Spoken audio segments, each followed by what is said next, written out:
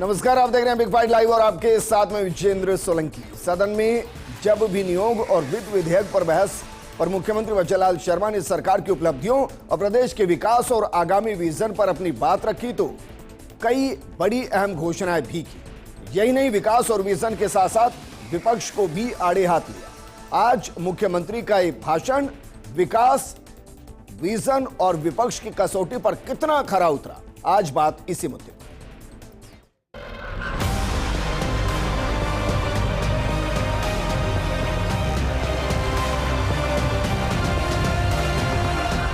इन्होंने तो कई चुनाव इस बात पे जीते हैं कि वहां जाकर के चुनाव से 3 महीने पहले पत्थर लगाते थे कि हम इधर से हरियाणा की तरफ से यमुना का पानी ला रहे हैं। इस पर चुनाव जीते हैं। 70 साल में क्या किया? यही किया।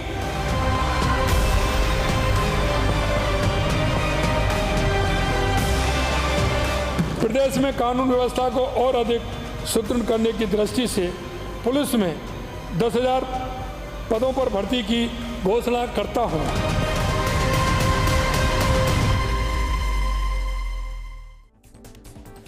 मुख्यमंत्री के विकास, विजन और विपक्ष के वो लेकर जो नजरिया, उस पर बात करने के लिए हमारे साथ मौजूद हैं कांग्रेस प्रवक्ता आरसी चौधरी जी, राजनीतिक विश्लेषक मिथिलेश जैमिनी जी और साथ में हमारे साथ मौजूद हैं राजनीतिक विश्लेषक एसपी मित्तल साहब। एसपी मित्तल साहब, शुरुआत आपके साथ।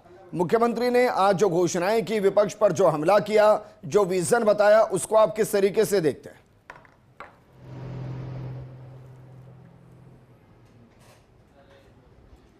देखिए विजेंद्र, आज क्या नाम से मुख्यमंत्री जी करीब 2.5 घंटे लगातार उन्होंने क्या नाम से अपने बात को रखा और जो विकसित राजस्थान 2047 का उन्होंने संकल्प लिया और उसी के हिसाब से पूरे अपने भाषण को उन्होंने केंद्रित रखा। लेकिन कुछ महत्वपूर्ण घोषणा थी, कुछ तो आपने भी बताई भी है, चाहे वो भर्तियों की हो या और दूसरी हो, लेकिन जो मुझे कुछ उसमें महत्वपूर्ण घोषणा लगी उसमें एक तो ये कि अब तक राजस्थान दिवस को 30 मार्च को बनाया जाता था, लेकिन आज क्या नाम से मुख्यमंत्री जी ने घोषणा करी कि जो चैत्र शुक्ल जो प्रतिपदा है, जिसको क्या नाम से हम ये कह सकते हैं कि सनातन कैलेंडर जो हमारा है, उसकी जो हिंदू कैलेंडर की जो शुरुआत होती है वर्ष की, उस पर क्या नाम से राजस्थान दिवस मनाया जाएगा।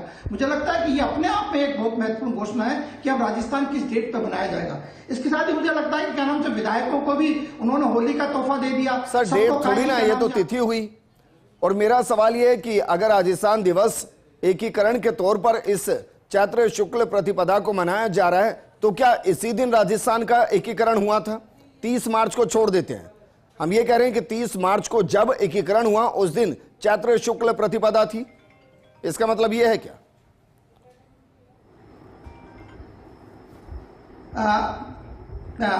देखिए विजेंद्र, इसका जो जवाब है ना, ये तो मुझे लगता है कि शायद मुख्यमंत्री देंगे, लेकिन जो मैं इसका जवाब देना चाहता हूं वो ये है कि आपने देखा हो तो राजस्थान विधानसभा की जो वार्षिक डायरी है, पहले 1 जनवरी से शुरू होती थी, लेकिन वासुदेव देवनानी के अध्यक्ष बनने के बाद वो जो वार्षिक डायरी है वो चैत्र शुक्ल प्रतिपदा से शुरू हो चुकी है, पिछले साल हो चुकी है।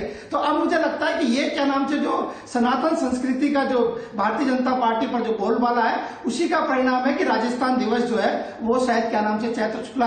और देखिए, इसमें कोई दो राय नहीं है कि जो सनातन संस्कृति है उसमें चैत्र शुक्ला प्रतिपदा का जो माना जाता है वो अपने आप में बहुत महत्वपूर्ण बात है, इसमें कोई दो राय नहीं है। देखिए, लेकिन एक दो बात जरूर मैं विजेंद्र इसमें आकर्षित करना चाहूंगा कि जैसे पहले भी क्या नाम से घोषणा की गई, जैसे जो नया साल अभी शुरू हुआ तो कहा हम क्या नाम से ये 87,000 भर्तियों का वार्षिक एक कैलेंडर जारी कर दिया गया। उसके बाद क्या नाम से वित्त मंत्री जी ने अपने भाषण में भी भर्तियों की बात की और आज मुख्यमंत्री जी ने भी अपने भर्तियों की बात की। तो मुझे लगता है कि ये शायद क्या नाम से रिपीटेशन होगा, जैसे कहा कि शिक्षा विभाग में 10,000 करेंगे, पुलिस विभाग में 10,000 करेंगे, 4,000 पटवारी करेंगे। तो मुझे लगता है कि शायद क्या नाम से ये मुख्यमंत्री जी के जो उन्होंने जो अपनी बात रखी उसमें क्या नाम से ये रिपीटेशन का मुझे इसमें लगाता है। एक देखिए, एक मुख्यमंत्री जी ने बात कहा कि जो मिनी सचिवालय बनाएंगे, जो नए जिले हैं उसमें मिनी सचिवालय बनाए। दिया कुमारी जी ने जो घोषणा करी थी उसमें कहा था कि हम 1,000 करोड़ रुपए नए जिलों में करेंगे। तो ये जो चीजें आ रही है सामने, ये भी हमको देखनी। एक जो जरूर मुख्यमंत्री जी ने बात की, ठीक है, वापस मैं आपके पास आऊंगा। मिथिलेश जैमिनी जी, आज जो मुख्यमंत्री ने रिप्लाई दिया है और रिप्लाई के साथ कई घोषणाएं की हैं, एक लाइन में पहले तो बताइए कि इसको आप किस तरीके से देख रहे हैं? देखिए, आज मुझे लगा कि जो गांव का मुखिया सरपंच रहकर प्रदेश का मुखिया बनता है, तो वो किस अंदाज में काम करता है और गांव की बात करता है। और उन्होंने आज साबित कर दिया कि गांव में पढ़ाई हो, गांव में कमाई हो और गांव में दवाई भी ले, ये तीनों ध्येय उन्होंने पूरे करने की कोशिश की। और अपने राजनीतिक अंदाज में आज उन्होंने, क्योंकि वो गिरिराज धरण के भक्त हैं, तो लठमार होली भी खेली और फूलों की होली भी खेली और रंग भरी होली भी खेली। लठमार होली खेली कि जो शेखावाटी के साथ धोखा कर रहे थे, जो शेखावाटी के नेता रूसे हुए थे, उन पर लठमार होली खेली और कहा कि 5 मार्च को मैंने टास्क फोर्स बना दी है और यमुना का जल अब निश्चित रूप से चूरू, सीकर और झुंझुनू के लोगों की प्यास बुझाएगा। जो उन्हें भागीरथ कहा जाता है, उस भागीरथी अंदाज में उन्होंने जवाब दिया। दूसरा इंपॉर्टेंट चीज है कि गांव का कितनी चिंता है। उन्होंने घोषणा की कि गरीब को कैसे गरीबी दूर की जाए, 300 करोड़ का बजट और 5000 गांवों का चयन। उन्होंने कहा कि जो काम की तलाश में है उसे समुचित संसाधन उपलब्ध कराए जाएंगे। यह बताता है कि जब सरपंच मुखिया बनता है तो किस तरीके से प्रदेश का कायाकल्प होता है, क्योंकि वो गांव की रगों को समझता है, वो गांव की पीड़ा को समझता है। और सबसे इंपॉर्टेंट चीज है कि जो महिला शक्ति है, नारी शक्ति है, लाडो दीदी के लिए 1.5 लाख की घोषणा। और इसके अलावा एक बहुत बड़ी बात कही लखपति दीदी, जो एक इंपॉर्टेंट चीज बात कही, जो आज कहते हैं कि ब्यूरोक्रेसी हावी है। आज उन्होंने कहा कि जनप्रतिनिधि का आईक्यू, उसका चश्मा सबसे तेज होता है, इसलिए मैं वो बजट 10 लाख से बढ़ाकर 25 लाख करता हूं। एक और बड़ी घोषणा उन्होंने की, उन्होंने कहा कि 30 मार्च तक 3 लाख करोड़ के एमओयूज बिल्कुल जो राइजिंग राजस्थान में हुए जमीन पर एग्जीक्यूट हो जाए। गहलोत पर एक और तल्ख टिप्पणी की कि वो ट्विटर खेलना बंद कर दे, वो एलन मस्क पर निर्भर नहीं रहे। उन्हें जनता ने चुना है, वो 8 करोड़ जनता की बात सदन में करे। और कविता में भी कहा कि फूल चमन खिलता है फूलों से और सदन खिलता है आपस में मिलने से। और जिस तरीके से गोविंद सिंह डोटासरा रूठ रहे हैं, उन पर भी तज कर तंग किए, उनको फूफा मामा सब बोला कविता में। तो कहीं न कहीं एक मैच्योर पॉलिटिशियन के रूप में आज भजनलाल जी ने स्थापित किया। आरसी चौधरी जी। विजेंद्र, मैं कहना चाहूंगा कि मेरे से पहले तमाम जो वक्ताओं ने बात कही, उन्होंने चित्र शुक्ल की बात करी, प्रतिपक्ष पदा की बात की, होली की बात की, गिरिराज भगवान की बात की, लेकिन राजस्थान की 8 करोड़ जनता के पेट के निवाले की बात नहीं की, नौजवान के रोजगार की बात नहीं की, सड़क, स्वास्थ्य और शिक्षा की बात नहीं की, कानून और न्याय के लिए तड़पती हुई बालिकाओं की बात नहीं की। इन्हें धर्म और मजहब के नाम पे तमाम जो शायरिया और स्लोगन गढ़ने का काम किया, यही इन्होंने कहा। राजस्थान कि 8 करोड़ जनता का भरोसे का चैनल फर्स्ट इंडिया, और उस फर्स्ट इंडिया पे सरकार की नुमाइंदगी और प्रतिनिधि और ना राजनीतिक दल का व्यक्ति आके जवाब दे रहा है। लेकिन मैं आपने मेरे को प्लेटफॉर्म दिया और मैं कहना चाहूंगा, मुख्यमंत्री जी ने आज लोकतंत्र के उस मंदिर को, राजस्थान की विधानसभा को, जिस प्रकार से शेरों और शायरिया और विपक्ष को कोसने में अपना समय व्यतीत किया, तमाम प्रश्नों को जवाब देने से इतर भटकते नजर आए, क्योंकि उन्हें वही भाषा समझ में आती है। इसलिए मैं आपसे गुजारिश करता हुआ समय चाहता हूं कि मैं उन्हीं की भाषा में उनको जवाब दूं। बेशक लफ्जों के जादूगर हैं, बेशक लफ्जों के जादूगर हैं, मगर हक से कतराते हैं।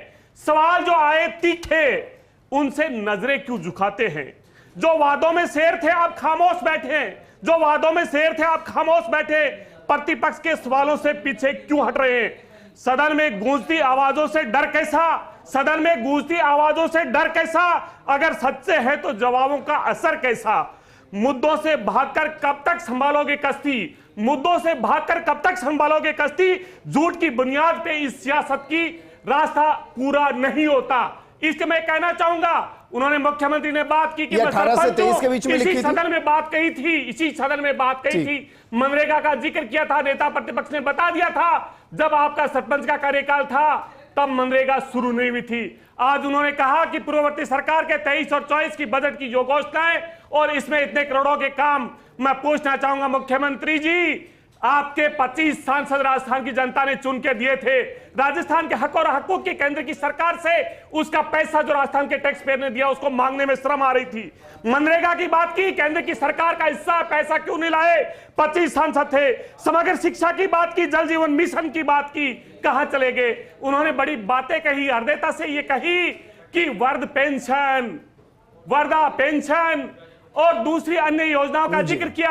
आपके मंत्री के सामने एक 76 साल का वर्ग जब गिड़गिड़ा रहा था अपनी पेंशन के लिए, तो आपने उसे जेल की सलाखों के पीछे भेज दिया। मुख्यमंत्री जी, आपके ही गृह जिले भरतपुर के अंदर, जहां पे एक एक नारी न्याय मांगती हुई सड़क पे कह रही थी कि जो मेरी जो योजना है, जो पालनहार योजना में मुझे न्याय कब मिलेगा, मुख्यमंत्री जी को नहीं सूझता। मुख्यमंत्री को सूझता है वो लोग जो घड़ियाली उनके लिए महिमा मंडन करते हैं। ठीक है भाई, अब देखिए मैंने रोका नहीं आपको, बिल्कुल भी नहीं रोका।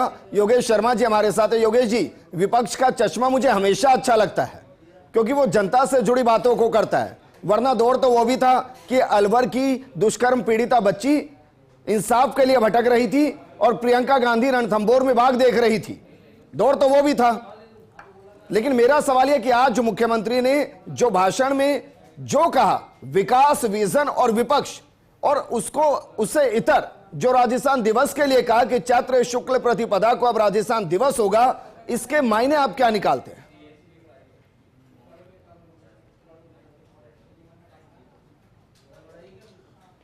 देखिए विजेंद्र, नववर्ष प्रतिपदा, राजस्थान दिवस, सबसे पहले इस खबर को फर्स्ट इंडिया ने उठाया था। आपको ध्यान होगा कि मैंने इस स्टोरी को चलाया था। हालांकि पत्रकारिता में मैंने बहुत साल पहले ही इस स्टोरी को चला दिया था और संघ की ये बड़ी डिमांड थी।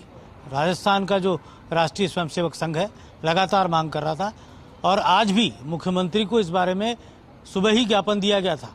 और कहा जा सकता है कि संघ की एक बड़ी डिमांड, जो विचार परिवार की और मातृ संगठन की एक बड़ी डिमांड को आज मुख्यमंत्री ने पूरा किया। इससे पहले भी बीजेपी की सरकारें रही है, लेकिन ये डिमांड अधूरी थी। मांग उस समय भी राजस्थान के संघ विचारधारा के संगठनों ने की थी, लेकिन आज इस मांग को अंगीकार किया गया और मुख्यमंत्री ने एक बड़ी डिमांड को पूरा किया। और कहा जा सकता है विजेंद्र कि जिस तरह टीकाराम जूली ने एक सदा हुआ भाषण पढ़ा, उनके भाषण की यह तारीफ करनी होगी कि उन्होंने एक एक करके अपनी बात कही और तर्कों में और प्रहारों के जरिए भी उन्होंने उलझाने की कोशिश सत्ता पक्ष को की।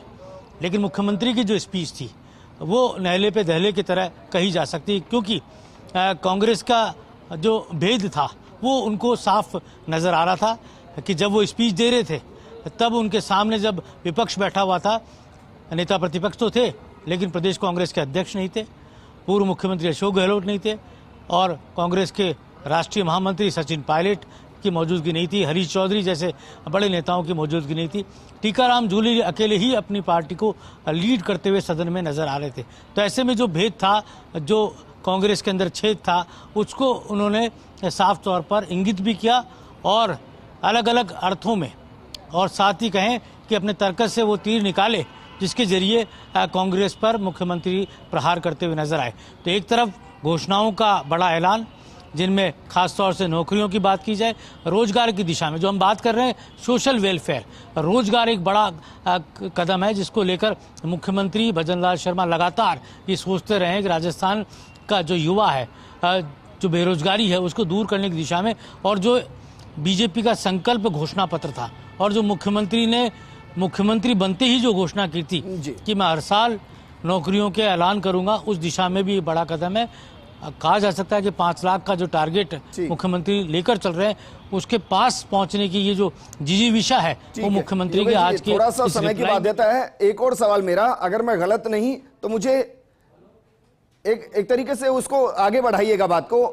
शायद राजस्थान दिवस के लिए 25 करोड़ का ऐलान किया गया है, अब वो 30 मार्च को है या नहीं है?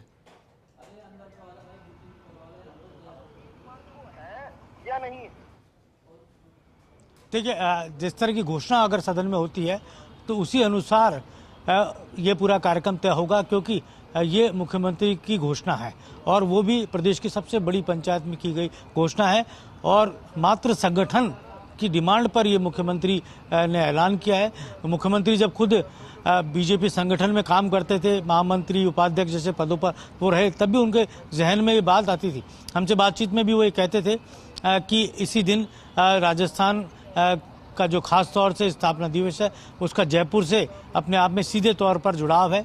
कुल मिलाकर कहा जा सकता है कि ये जो घोषणाएं हैं और जो मुख्यमंत्री का संकल्प है, जिस तरह उन्होंने प्रदेश कांग्रेस अध्यक्ष गोविंद सिंह डोटासरा को टारगेट किया, जिस तरह उन्होंने कांग्रेस के पूर्व मुख्यमंत्री को टारगेट किया, तो कहा जा सकता है कि आज पूरी तरह मुख्यमंत्री एक अलग तरह की ठीक। बॉडी लैंग्वेज के साथ ठीक है विधानसभा। आरसी चौधरी जी, क्या इस पर कांग्रेस को कोई ऑब्जेक्शन है कि अब राजस्थान दिवस चैत्र शुक्ल प्रतिपदा को मनाया जाए? इस पर कोई आपत्ति है? विजेंद्र, मैं ये कहना चाहूंगा कि निश्चित रूप से जिस बात का जिक्र कर रहे हैं और जो योगेश जी ने भी किया और उससे पहले एसपी मित्तल साहब ने भी किया, मैं पूछना चाहूंगा कि अगर वो इतनी ही सनातन और कैलेंडर्स की बात करते हैं तो क्या देश के अंदर जिस सरकार की, जिस पैतृक संगठन की बात कर रहे हैं, क्या स्वतंत्रता दिवस का वो दिन बदलेंगे जो 15 अगस्त को मनाते हैं? क्या गणतंत्र दिवस का दिन भी बदलेंगे जो 26 अगस्त को मनाते हैं?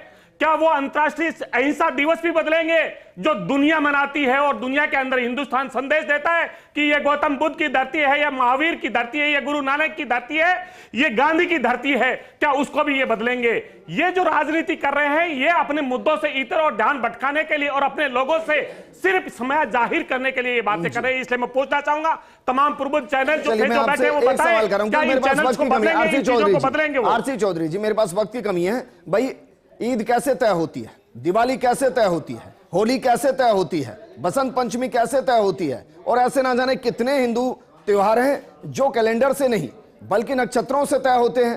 तो अगर सरकार उस तरफ बढ़ रही है तो क्या दिक्कत भाई? जैसे 15 अगस्त है, जैसे 30 मार्च है, बिल्कुल ऐसे ही तो उत्सव हमारे लिए होली दिवाली भी है, वो भी तो तय होते हैं ना। विजेंद्र, मैं कहना चाहूंगा कि ये हिंदुस्तान की ही ताकत है दुनिया के अंदर। दुनिया के सतावे धर्म और मजहब के लोगों का अगर किसी ने जगह दी तो ये हिंदुस्तान की धरा है। अगर शिकागो के धर्म सम्मेलन में स्वामी विवेकानंद के भाषण पे अगर तालियां गूंजती है तो हिंदुस्तान की धरा है। मैं आपसे पूछ रहा हूं, करने से समस्या क्या रही है? योगेश जी कुछ कहना चाह रहे हैं? योगेश जी 20 सेकंड में जवाब दीजिए, क्या कह रहे हैं योगेश जी? मैं योगेश जी से पूछ रहा हूं, बोलिए योगेश जी, बोलिए। कि योगेश जी बता दीजिए कि जो संविधान को आत्मसात किया, जो इन तमाम धर्म और मजहब को बनाने की जो ताकत देता है, 26 नवंबर को बदलेंगे, 26 जनवरी को बदलेंगे, जो संविधान हमें ताकत देता है कि हम हमारा धर्म और मजहब बनाएं, उसको भी बदलेंगे। योगेश जी कि क्या 15 अगस्त को भी बदल दिया जाएगा, 26 जनवरी को भी बदल दिया जाएगा और उसे हिंदू कैलेंडर के हिसाब से परिभाषित किया जाए? आरसी भाई सुनो मेरी बात।